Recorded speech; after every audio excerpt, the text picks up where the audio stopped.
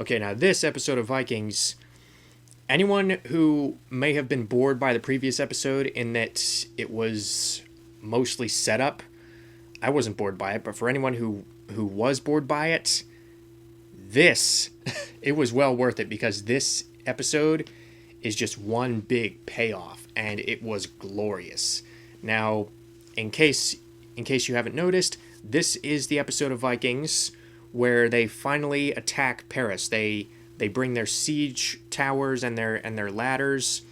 They try to flank the people of Paris in the sense that they are attacking from two different fronts. Lagatha and Kalf are bringing their forces to the bridge, while Ragnar and the rest of the party, with Floki in the lead, are assaulting the walls and trying to scale the walls. And right away, I was just hooked. And I was on the edge of my seat throughout the entire episode. And there are a lot of reasons why. First of all, the Vikings, this is a spoiler alert, the Vikings lose. Okay? And the episode really never really lets up. I mean, the only point that I thought was slower than the rest of the episode, and this was on purpose, by purpose of the creators, is the beginning where they're all sort of gearing up to go to battle. They're picking up their weapons, the Wardruna music is playing, and it's very atmospheric. It's very, all right, let's do this sort of atmosphere. So that was really the only point in the episode that wasn't high octane, edge of your seat thrills. The rest of it was just one big battle. And anyone who's seen Star Wars Episode 3 Revenge of the Sith knows that one continuous battle can get very boring. But oddly enough, this never got boring. Not once. At least not in my opinion. And part of that has to do with the action. The action itself is very well filmed. And one thing I really like about this action is that it really felt very close quarters, very dirty, very, very brutal. And I was actually surprised at some of the stuff that they were able to get away with. I mean, I know History Channel is not, PBS or something like that. I know you can show some stuff on the History Channel, but again, you can't really get away with what you can necessarily get away with in something like Game of Thrones or The Nick. But it was really down and dirty. It felt really raw and it felt really natural as a result. I mean, there wasn't really a lot of choreography to be sensed in these battles. It was just kind of a scrap. And that is part of what made it so enjoyable is that, since we couldn't really sense any of the choreography, it felt all the more real because, again, it looks like these guys were actually trying to kill each other. So good job on the part of the stars, good job on the part of the stunt team, on the part of the choreographers, on the part of the extras. So yeah, from that perspective, the action was very good, and also just the way in which it was shot and the scale that they were able to capture. This was almost a movie quality battle. This was almost on the level of something like Lord of the Rings. I mean, not to put too much of a hyperbole on it or to oversell it, but for a TV budget, this was a really good battle. This was great. And people might compare it. I'm sorry I keep making this comparison, but it's just a very easy comparison to make. If I'm making, people might equate this to the Battle of Blackwater at the end of the second season of Game of Thrones. I honestly think this tops that. Not only does it not feel nearly as claustrophobic, the Battle of Blackwater looked and felt like it was shot on a stage. Not to say anything against it. I mean, considering what relatively limited resources they had, or at least in comparison to a major motion picture, I thought it was pretty accomplished. But this one actually felt like a big scale battle. There was only the occasional point where it pulled back and showed the entire city where I could tell, okay, that's CGI. I mean, you could tell that's a CGI backdrop. But again, the CGI itself is done well, and they never really break immersion in the sense that they always remind you of the scale. They never really zero in on one particular character too often. They are always reminding you, okay, who is winning, who is losing. But at the same time, they balance that by focusing on the main characters, never losing complete focus on the main characters and their individual struggles throughout the battle. and a lot of it is done pretty wordlessly, obviously, since it is a battle. Lagatha has her conflict. Bjorn has his conflict. Rollo has a little bit of conflict, and some of it is just trying to survive in this battle. But others, like the conflict involving Floki, and him confronting his faith in the midst of this battle. That was pretty interesting. So yeah, the battle itself was very well staged. It was very well handled. It looked great. Paris itself,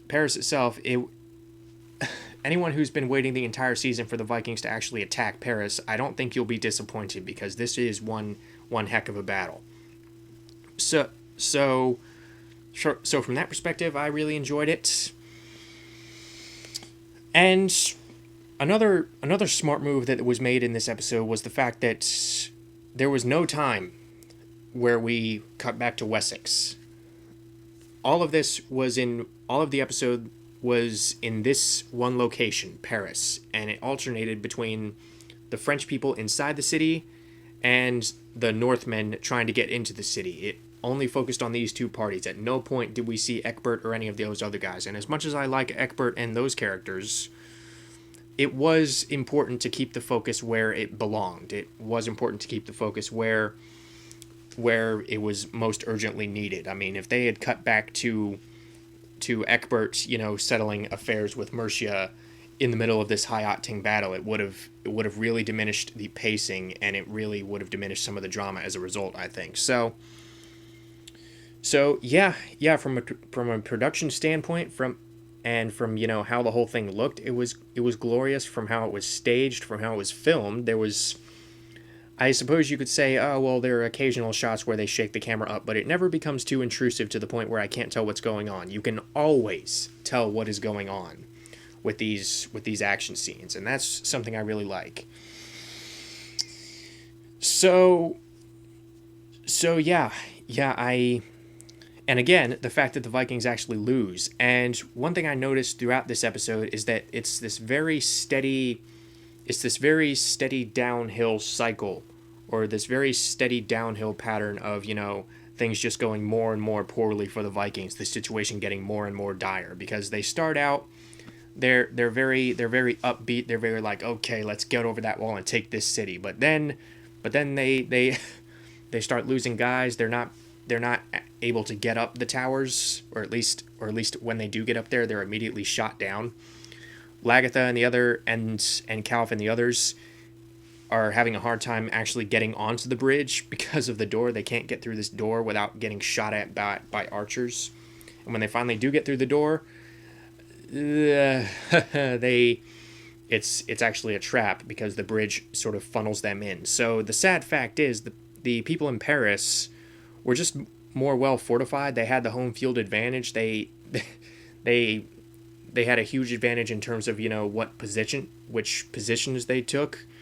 I mean, it's not really like the Vikings could do much against the French people when the French were up on the walls with crossbows and the Vikings were down and trying to get up the walls while at the same time trying to defend themselves with their shields. So yeah, it was a situation. It was this steady decline in the Northmen's chances of victory that I thought was actually really, really helped the suspense of the episode. And at the end of the episode, when they're sort of licking their wounds, they're gathering their dead, and they're coping with their failures, not only does that provide some really good character moments, but again, it presents these Vikings in a position where in which we've never seen them before. In that, they've never suffered a defeat this big before. I mean, yeah, obviously they got beat by Egbert in season 2, and they eventually had to come to a compromise.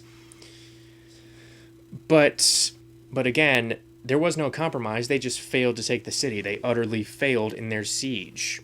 I mean, countless lives have been lost, and they barely killed any French people in comparison. I mean, they didn't actually tell us the ratio, but I'm sure the ratio wouldn't have been very encouraging, the ratio of French dead to Northmen dead. So, yeah, really enjoyed this episode. Really on the edge of my seat. Great action, great character moments. Great progression of the actual battle itself. way to keep me invested, way to really keep me wondering, what's going to happen next. Is it going to get worse or is it going to get better?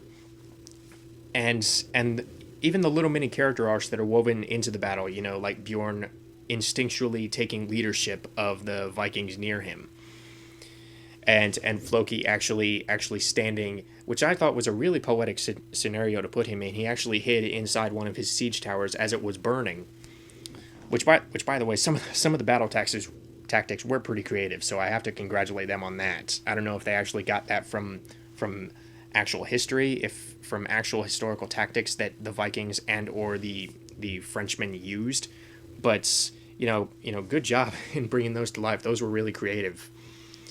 And I thought I'd seen it all when it comes to these types of war scenes with, swords and shield war scenes. But, this episode surprised me in that fact. But getting back to the Floki bit, he's actually standing inside one of his siege towers, one of his inventions, as it burns. And as it burns, he's actually questioning, the gods themselves, which is something that he's never done, because he says, I've sacrificed so much for you. I've always done your bidding, and now what are you doing? You've betrayed me. You are pissing in my mouth. And he's so that parallel between his invention coming down on top of him, as well as his faith just crumbling, I thought was a really poetic parallel. So just little character moments like that woven throughout the battle is what I really think held it together from a story standpoint. So yeah, great episode of a great show, and man, am I hooked for the next one.